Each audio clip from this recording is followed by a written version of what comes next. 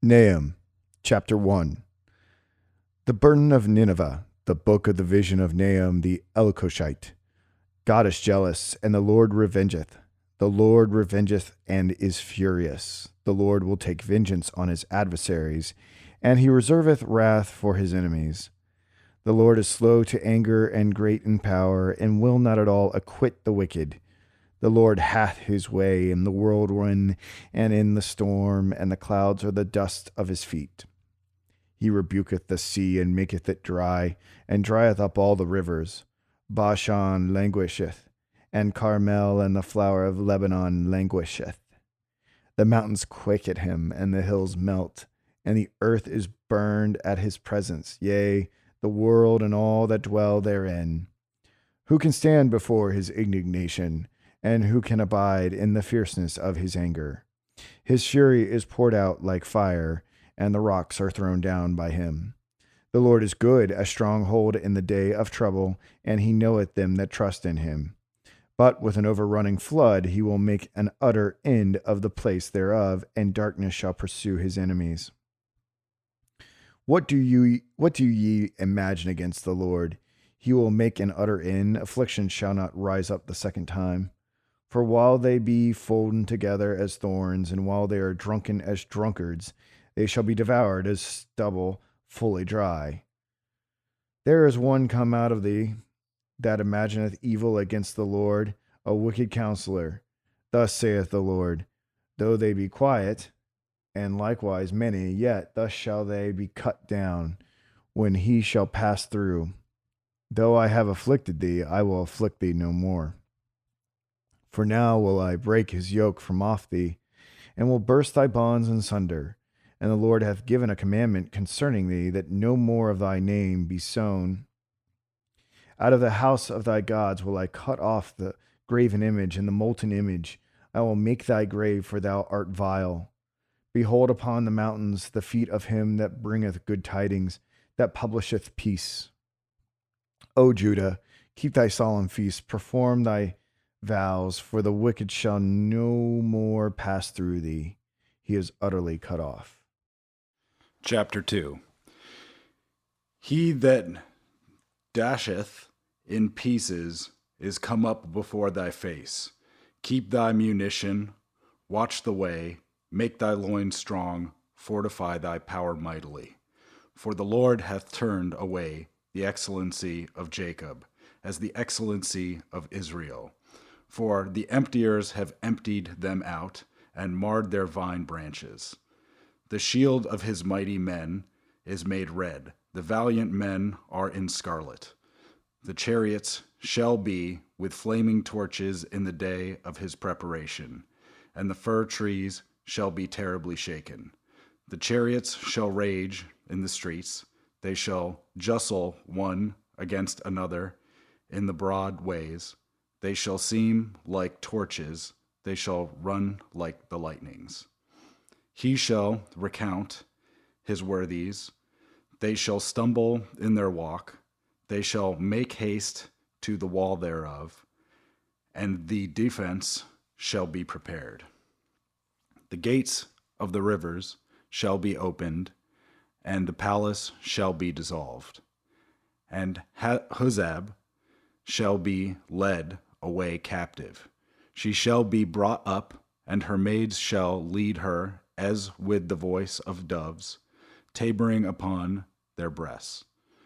But Nineveh is of old like a pool of water, yet they shall flee away. Stand, stand, shall they cry, but none shall look back. Take ye the spoil of silver, take the spoil of gold, for there is none end of the store and glory out of all the pleasant furniture. She is empty and void and waste, and the heart melteth, and the knees smite together, and much pain is in all loins, and the faces of them all gather blackness. Where is the dwelling of the lions, and the feeding place of the young lions, where the lion, even the old lion, walked, and the lions whelp, and none made them afraid? The lion did tear in pieces enough for his whelps, and strangled for his lionesses, and filled his holes with prey, and his dens with ravin. Behold, I am against thee, saith the Lord of hosts, and I will burn her chariots in the smoke, and the sword